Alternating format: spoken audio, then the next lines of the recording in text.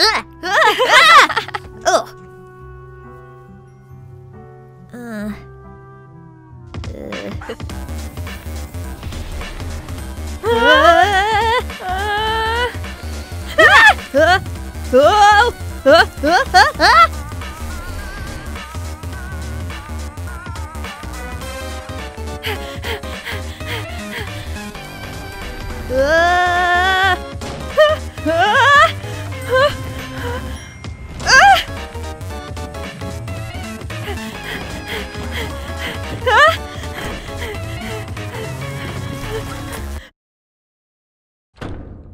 Your name is...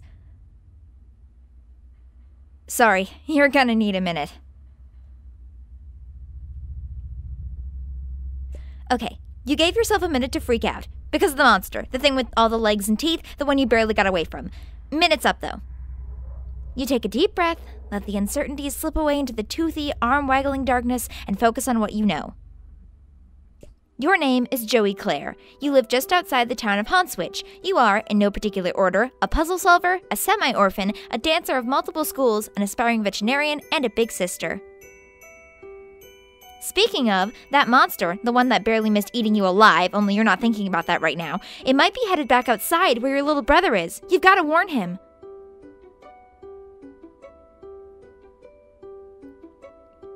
It's the 11th of November. Today started off just like any other day, with another sunrise and the sound of songbirds going hog wild out there in the trees, but their songs have all but stopped, and now there's something else going hog wild out there. You don't know what it is, but it ain't birds, and it sure as heck ain't hogs.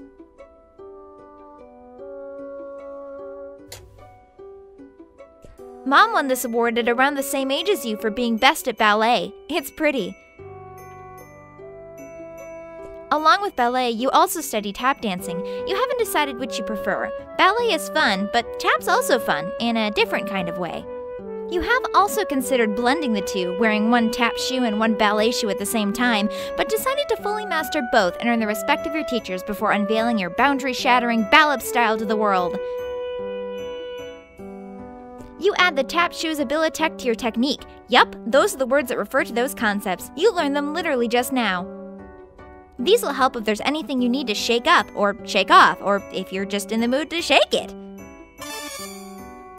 Your babysitter gave you this for your birthday. Joey, she said, this wizard's the best. He lives in his little wizardy orb, just swimming in spells and glitter. He will protect you. Look, he's doing it right now. Your babysitter loves wizards, obviously. She's pretty great.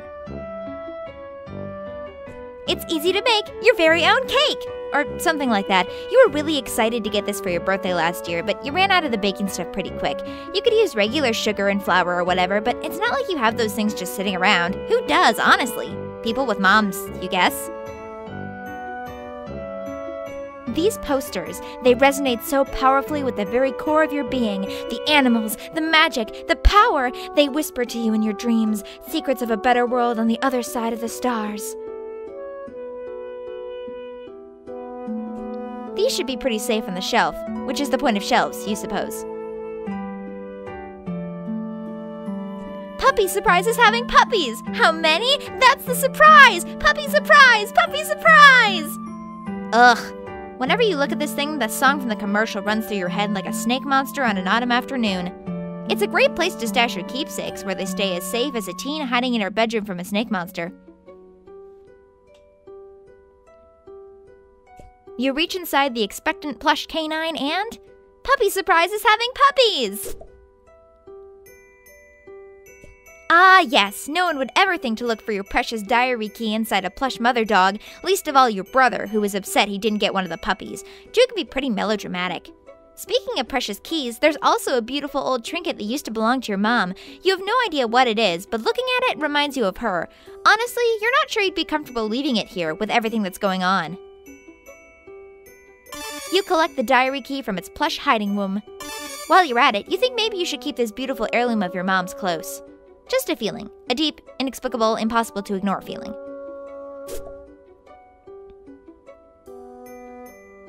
Your babysitter got you this junior veterinarian's med kit. It's kind of important to you, so you think you'll leave it here for now. It would really bust you up if something happened to it.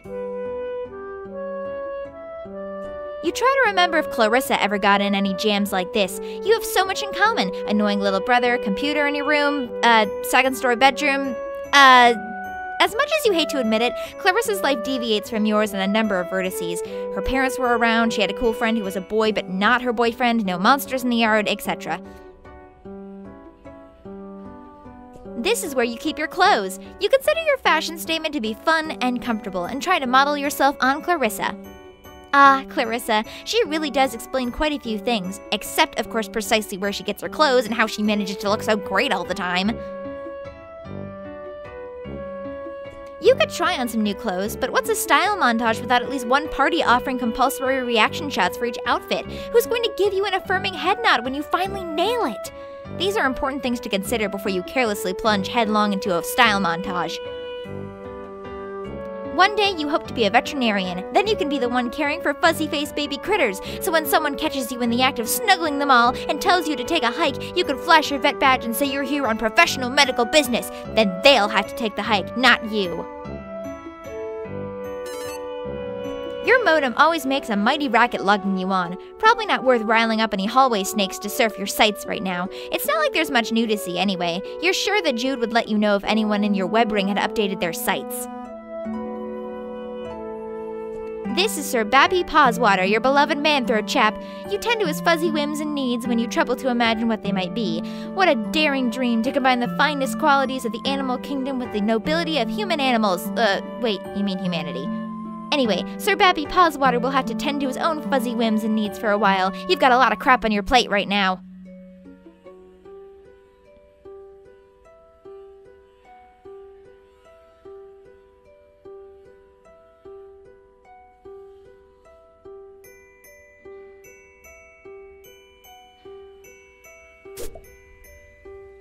You briefly muse on the metaphorical significance of the flashing light. What could it represent? The past? The future? America? It's your stupid brother. You need to get in touch with him.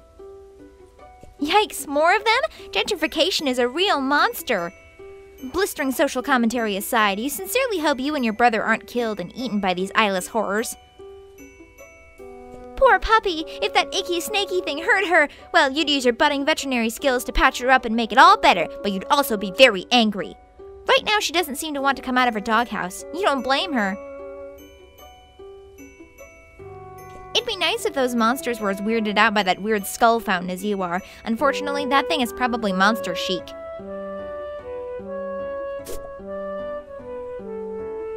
Ginger Rogers, gosh, she's really something. The greatest tap dancer who ever clattered gracefully across the screen. Probably? No, wait, definitely. And still kicking. The bounty hunter's advice for dealing with monsters would probably be to shoot them, or change your shape, or both at once. She's cool, but pretty difficult to emulate. What would possibly go wrong? That's what Bubsy would say if he were here. He'd never stop saying it. You'd hear it in your head forever, echoing like screams echo across still water. You love Block Hustle, the game of descending columns that disappear as lines are filled, but, you can only find a poster of the American box art. This game is only available in Japan, but there's this kid at school who says his uncle works at a games company, and he says he gets to play all sorts of secret games before they even come out here. He runs off at the mouth like he has all this insider information and sources inside the game companies, but honestly, you think he's just desperate for attention. You tend to ignore him and focus on more pleasant things, like this super cool poster, Second Mod rules! The story keeps happening! Just look at that childlike empress. She sure looks pretty pleased with herself for someone who's only in the movie for about 5 minutes. Hot Steppin'. You don't really perform the styles of dance that make this movie such a pulse-pounding barn burner of a smash hit, but you'd certainly like to someday. Canadian Campfire Spookums is the best. It's about these kids who get together in the woods every week, and one of them throws some dust in the fire, and then they tell a scary story, and that story is the episode. You guessed you kind of focus more on the framing narrative than you did in the stories, but whatever. It's the best, just like you said. Acorn Shadow is surprisingly dark for a show about a group of horse friends. It canters down some troubling psychological roads. Magical Animal Companion Heel Rescue is your favorite Japanimation. It's about this girl, Shika, who goes to school sometimes and has a regular life. Boring, yeah, but whenever a magical animal has been hurt, Shika becomes Princess Shika and rides her deer companion to go heal them. That's the whole thing. It's great. No fighting, just healing. You love it.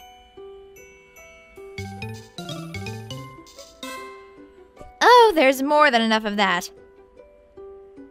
A prodigious collection of titles for your console's hungry cartridge-shaped mouth.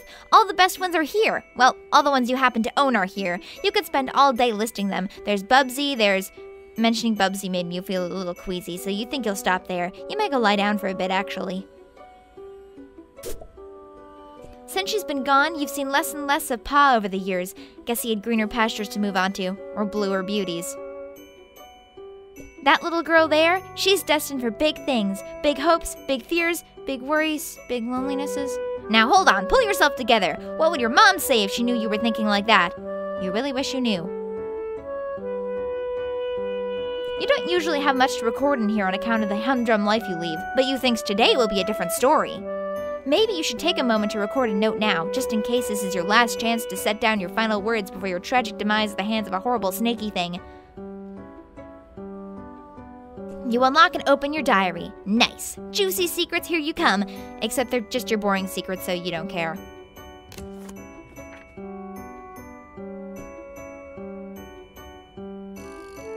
Maybe something from your past will shed some light on today's terror mysteries, some little detail mentioned offhand and forgotten, the key kicking off a casual cascade of connections that terminates in a catastrophe of snake monsters. April 13th, 1994. Dear Diary, ho-hum, nothing much happened today. I tried to make some new friends at school to maybe expand our social circle beyond just me and Jude's friends all the time. Wait, is it weird to call my brother's friends my social circle? Ah, well, you know what I mean, Diary. I don't have any friends I can really call mine, so I'm trying to branch out. I guess it's better than calling them my web ring. The kids at school are jerks, though, and they called me a poser when I tried to talk to them about games I like and stuff. Between you and me, I think a bunch of the kids at school might be evil? Geez, now I'm sounding all paranoid like my brother. They're just up to no good. I can feel it. Joey. June 12, 1994. Dear Diary, woo! First day of summer vacation! I can't wait to get a break from all those clowns at school. Sometimes I think what I really need is a vacation from humanity. Joey. October 25th, 1994. Dear Diary, I can't believe I haven't recorded an entry since the beginning of last summer. Needless to say, I've been back at school for a while now. Next summer can't come soon enough. I came home to a drunk babysitter again today. Sure is some quality adult supervision we youngsters are getting around here. She means well enough, though. Haven't heard from Pa in weeks. Last we saw of him, he popped in the house to drop off more stupid mummies and globes or whatever, then skipped off to go on more adventures. What a bozo. Also, how lame is it that he made us call him Pa instead of Dad while we were growing up? I miss Mom. Joey. If this is going to be the last entry in your diary, then by gum you're gonna scare the bejesus out of whoever finds it once you're snake chow. November 11th, 1994. Dear Diary, forgive my hasty and nervous scribbling. I'm kinda scared, but maybe also a bit excited? Anyway, can't talk much now. There's a sly and cunning monster on the prowl, possibly hungry for kid meat too, so I've got to... Okay, I don't have a darn clue what I have to do, but I'll fill you in later once I do it. Joey. Satisfied you've done your duty vis-a-vis posterity in case the worst should happen, you relock your diary and hide the key again, safe and sound.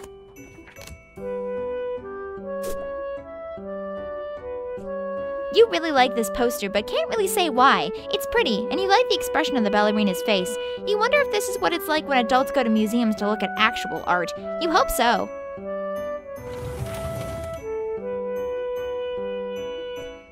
You really get a charge out of this game. It's kinda bossy, though. Sure, why not? After this, though, you should really go get the walkie-talkie since you just remembered you cannibalized the batteries from the walkie to power this game. Okay, that's enough yelling.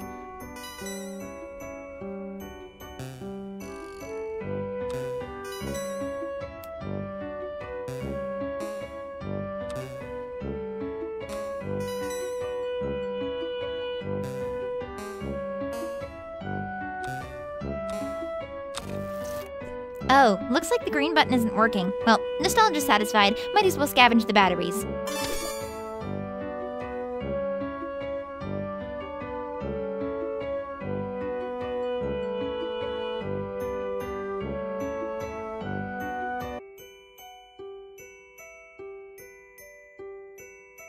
Your walkie-talkie, half of a set. Your brother has the other one. Could come in handy.